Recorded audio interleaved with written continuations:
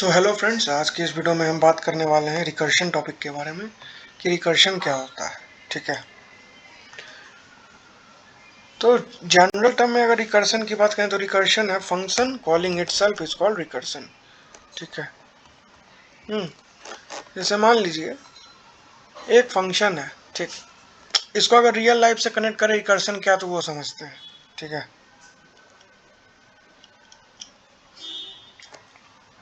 जैसे मान लीजिए हमको एक टास्क मिला है। ठीक है, टास्क नहीं, एक हम अपने डेली लाइफ में ये काम करते हैं। हमारा हमारा फोन डिस्चार्ज है।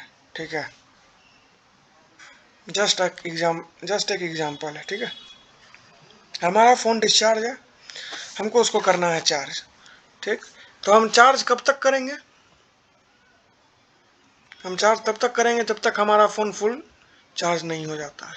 ठीक है, उसी तरह रिकर्शन में दो पार्ट होता है जो कि बहुत इंपॉर्टेंट होता है।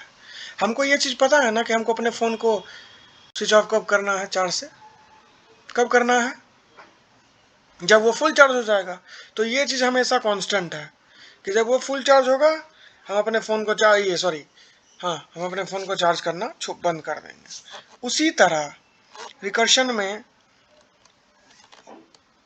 क्या, रिकर्शन क्या है? फंक्शन खुद को कॉल कर रहा है। कब तक कर रहा है? कब तक कर रहा है? तो ये जो कब तक कर रहा है ना, इसी को डिफाइन करते हैं बेस केस। ठीक है, बेस केस मतलब क्या? ठीक है, रिकर्शन है, रिकर्शन खुद को कॉल कर रहा है, लेकिन कब तक कर रहा है? जब तक हमारा बेस केस रिच नहीं हो जा रहा है तब तक। और ये गारंटी है, ठीक है, तो कि अगर हम अपना रिकर्शन में बेस केस लिखना भूल गए ना तो इन्फिनाइट रिकर्शन होगा, वो इन्फिनाइट कॉल मारेगा, मारते जाएगा मारते जाएगा मारते जाएगा। ठीक है, तो इससे क्या होगा? मेमोरी का वेस्टेज होगा। हम जब हमारा जो रिकर्शन है ना उसको मेमोरी स्टैक में मिलती है, तो हमारी स्टैक मेमोरी कंप्लीटली फुल हो जाएगी। उसके बाद अगर हम फिर से कुछ भी मेमोरी एलोकेट करना चाहेंगे स्टैक में तो हम नहीं कर पाएंगे। ठीक है, सिंपली हमारा स्टैक ओवरफ्लो हो जाएगा। ठीक, तो बेस केस क्या हुआ? हम बेस केस किसी भी प्रॉब्लम का कैसे सोचेंगे? ठीक है, तो हम अपने प्रॉब्लम का जो सबसे स्मॉलेस्ट प्रॉब्लम है जिसका आंसर हमको पता है, ठीक, उसी चीज को हम अपना बेस केस कंसिडर कर लेंगे। जैसे मान लीजिए एक नॉर्मल सा प्रॉब्लम की बात करते हैं जो कि है फैक्टोरियल, किसी भी नंबर का फैक्टोरियल हमको निकालना है। ठीक, तो मैथमेटिक्स में हम पढ़े हैं किसी भी नंबर का फैक्टोरियल कैसे हम फाइंड आउट करेंगे।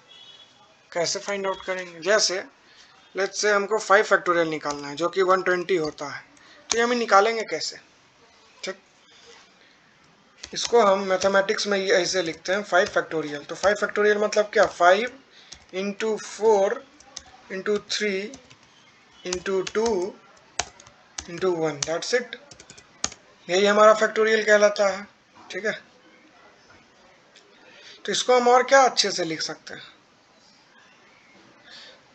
और हमको एक चीज पता है, एकदम स्मॉलेस्ट प्रॉब्लम क्या जिसके लिए फंक्शन कॉल मारेगा? 1 है ना।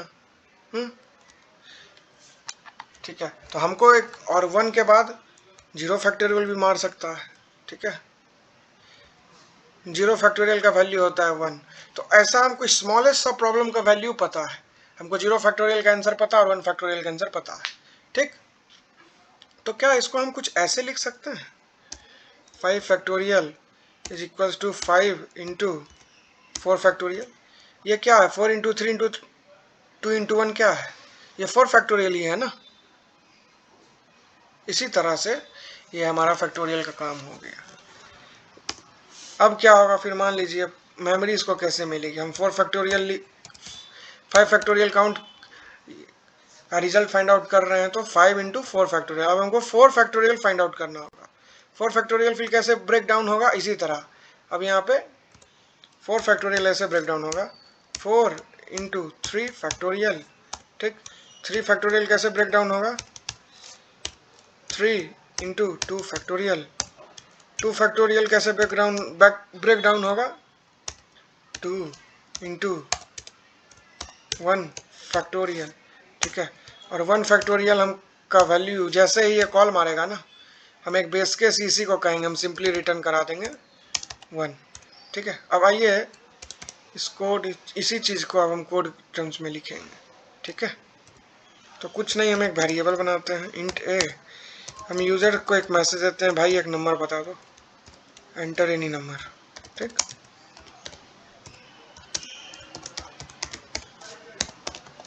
यूज़र ये मैसेज देखा, स्कैनफ फंक्शन के हेल्प से हम इनपुट ले लिए, एड्रेस ऑफ ए, ठीक है। और ये जो फंक्शन रिटर्न करेगा हम उसको सिंपली प्रिंटफ फंक्शन के हेल्प से LLD फॉर्मेट स्पेसिफायर यूज करते हैं, लॉन्ग इंट, ठीक है। एक फंक्शन कॉल करते, no not address of operator, factorial function call की और ए वैल्यू पास कर दी, ठीक है। अब इस फंक्शन को करते हैं डिफाइन, फैक्टोरियल फंक्शन को। तो ये इसका रिटर्न टाइप क्या होगा, लॉन्ग इंट ये रिटर्न करेगा, ठीक है। फंक्शन का नाम, ये एक इंटीजर एक्सेप्ट कर रहा है। अब हम बेस केस लिखने जाएंगे, ठीक है। अगर मान लो n का वैल्यू क्या है, 1 है, ठीक, और n का वैल्यू 2 है, ठीक है, तो उस केस में हम क्या रिटर्न कर देंगे, सिंपली रिटर्न कर देंगे n ही, ठीक।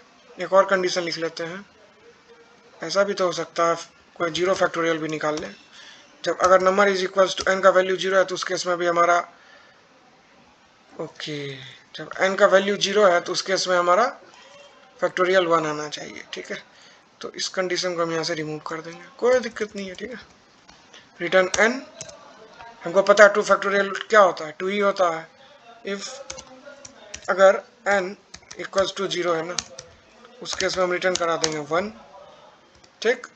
एक और कंडीशन हम लगा सकते हैं, इफ नंबर इक्वल्स टू 3, ठीक है। अभी हमको पता है कि 3 फैक्टोरियल का वैल्यू 6 होता है, लेकिन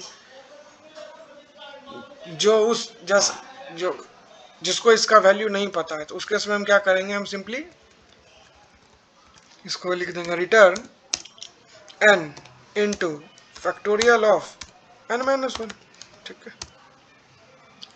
इसको रन करके देखते हैं, ठीक है। जब भी हमको अगर रिकर्शन का कॉल समझना है ना, तो कुछ नहीं, हम रिकर्शन ट्री बना लेंगे, ठीक है। हमको क्लियर हो जाएगा, जैसे 5 फैक्टोरियल 120 होता है, हमारा आउटपुट एकदम सही आया, ठीक है। 6 फैक्टोरियल क्या होता है, 720, बिल्कुल सही है। बट एक चीज़ है, जैसे ही इंट मैक्स, जैसे हमारा किसी भी नंबर का फैक्टोरियल इंट मैक्स से ग्रेटर होगा ना, तो क्या होगा, उस केस में हमारा आंसर निगेटिव टर्म्स में चला जाएगा, ठीक है। आंसर हमारा सही नहीं आएगा, तो वो हमारा कंस्ट्रेंट है इस फैक्टोरियल वाले फंक्शन का, ठीक। अगर इसको और अच्छे से लिखें, ठीक है, अगर नंबर इज इक्वल्स टू 3 है ना भाई, उस केस में सिंपली आप कैलकुलेट मत करो, 6 रिटर्न कर दो, ठीक। ये एकदम कांस्टेंट टाइम में ये काम हो जाएगा, ठीक है। 3 फैक्टोरियल का वैल्यू 6 होता है। तो इसी सब चीज के लिए हमारा एक ही प्रॉब्लम, मान लीजिए अगर ओवरलैप कर रहा है, ठीक, जैसे अभी फैक्टोरियल का प्रॉब्लम बता रहे हैं, इसमें नहीं है। जैसे हमको मान लीजिए फिबोनाची नंबर प्रिंट कराना है, फिबोनाची सीरीज, तो क्या होता है, एक ही, जैसे मान लीजिए फिब ऑफ 2, हम एक से ज़्यादा बार जब हम उसका सॉल्यूशन लिखेंगे ना, कि किसी भी नंबर का फिबोनाची सीरीज कैसे हम निकालेंगे, फाइंड आउट करेंगे, तो उसमें हम देखते हैं एक ही प्रॉब्लम एक से ज़्यादा बार खुद को कॉल कर रही होती है, ठीक है। तो उस केस में हम एक ही प्रॉब्लम को 5 बार 10 बार कॉल करके, कॉल मतलब क्या हुआ, अगर हमारा फंक्शन कॉल हुआ तो उसका वैल्यू फाइंड आउट करने के लिए वो सॉल्व होगा, ठीक है, रिकर्शन के हेल्प से। तो उस चीज़ को ही एक बार ही हम सॉल्यूशन को फाइंड आउट किया और उसको हम किसी मेमोरी में स्टोर कर लिए। मेमोरी में स्टोर करने का मतलब क्या, हम मेमोरी यूज कर लिए, ठीक है, हम मेमोराइज कर लिए उसको। तो इसी सब चीज़ को बताता है कि क्या चीज़ है हमारा डायनेमिक प्रोग्रामिंग, ठीक है। कुछ अब इस सीरीज जब कंटिन्यू हुई है तो कुछ दिन में डायनेमिक प्रोग्रामिंग भी आएगा। हम समझेंगे कि अगर कंप्यूटर किसी चीज़ को फाइंड आउट करने में, अगर एक बार उस चीज़ को फाइंड आउट कर लिया तो उस चीज़ को अब हम दोबारा फाइंड आउट नहीं करेंगे, हम उसका वैल्यू को स्टोर कर लेंगे हमारे मेमोरी में, ठीक है, ताकि अब फर्दर उस वैल्यू के हमको नीड पड़े तो इंस्टेड कॉल करके उसका वैल्यू फाइंड आउट करने के बदला हम कांस्टेंट टाइम में वो वैल्यू सिंपली रिटर्न करा देंगे। तो इससे क्या हुआ, हमारा टाइम सेव हुआ, हमारे प्रोग्राम का टाइम कॉम्प्लेक्सिटी रिड्यूस हुआ। ठीक है, इसीलिए डायनेमिक प्रोग्रामिंग बहुत इंपॉर्टेंट माना भी जाता है, अच्छे अच्छे कंपनी में पूछा भी जाता है डायनेमिक प्रोग्रामिंग। ठीक है, तो इस तरह देखे कि अगर हमको एक किसी भी नंबर का फैक्टोरियल फाइंड आउट करना है तो हम कैसे करेंगे। ठीक है, एक और वर्जन इसका ये हो सकता है, ये तो था थोड़ा ऑप्टिमाइज्ड वर्जन, एक ये भी हो सकता है, लॉन्ग इंट फैक्टोरियल। ठीक है, इंट एन। ठीक है, हम इसको यहाँ से करते हैं कमेंट आउट, हमको इसको एग्जीक्यूट नहीं कराना है। एक और ये उतना एफिशिएंट नहीं है, बट हाँ ये भी एक सही अप्रोच ही है फैक्टोरियल फाइंड आउट करने का। सिंपली जो भी वैल्यू आएगा हम उसको प्रिंटफ फंक्शन के हेल्प से प्रिंट करा देंगे।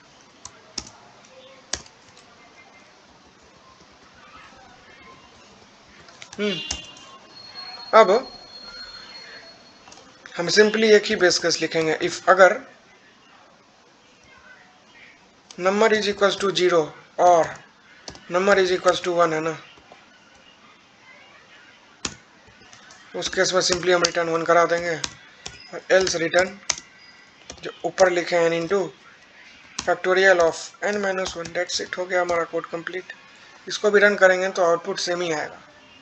ठीक है, फैक्टोरियल 5 क्या होता है 120, आउटपुट हमारा बिल्कुल सही है, लेकिन डिफरेंस क्या है, ये कोड ज़्यादा एफिशिएंट है। ठीक है, इसमें जैसे हमको 1 फैक्टोरियल का वैल्यू पता है, 2 फैक्टोरियल का वैल्यू पता है। ठीक है, लेकिन यहाँ पे क्या, हमको यहाँ पे सिर्फ 0 फैक्टोरियल और 1 फैक्टोरियल का वैल्यू पता है। तो जब भी रिकर्शन में हम बेस केस लिखेंगे ना, तो हमको स्मॉलर सब प्रॉब्लम का आंसर पता ही होगा। ठीक है, और बेस केस इंपॉर्टेंट इसलिए है ताकि हमारा रिकर्शन जो है ना, वो खुद को कॉल करते करते कभी एक ऐसा व्हाट आई से ऐसा कोई वैल्यू है जिसका आंसर उसको पहले से ही पता है, तो इसीलिए हमारा रिकर्शन रहता है। जैसे हम लूप ही यूज करते हैं तो कुछ कंडीशन लगाते हैं ना कि भाई हमको लूप तब तक चलाना है जब तक ये कंडीशन हमारा सेटिस्फाई कर रहा है, जैसे ये कंडीशन फॉल्स हो जाए लूप मत चलो, उसी तरह ये रिकर्शन है। तो बेस केस क्या है, बेस केस वो है, बेस केस हम उस कंडीशन को कहेंगे जहां से हमारा रिकर्शन खुद को बार बार फंक्शन खुद को बार बार कॉल करना छोड़ देगा। ठीक है, तो इस तरह देखें कि अगर हम रिकर्शन के हेल्प से, रिकर्शन क्या है, ठीक है, और हम रिकर्शन के हेल्प से किसी भी नंबर का फैक्टोरियल कैसे फाइंड आउट करेंगे, अगर आपको इस चीज़ को समझना है ना, ठीक है, तो अगले वीडियो में हम इसको डायग्रामेटिकली बताएंगे कि रिकर्शन खुद को, फंक्शन खुद को कैसे कैसे कॉल कर रहा है, कैसे कंट्रोल हमारा वर्क करता है। ठीक है, तो अगर आपको रिकर्शन ट्री बनाने आता है तो आप सिंपली दो तीन इनपुट ले लीजिए, उस पर इस फंक्शन का जो कोड लिखा हुआ है उसको एग्जीक्यूट करा के देखिए तो आपको समझ ज़्यादा आएगा। ठीक है, तो इस तरह देखें कि अगर हमको किसी भी नंबर का फैक्टोरियल फाइंड आउट करना है तो हम कैसे करेंगे। तो आज के इस वीडियो में बस इतना ही, मिलते हैं अगले वीडियो में, तब तक के लिए bye, thank you, good bye.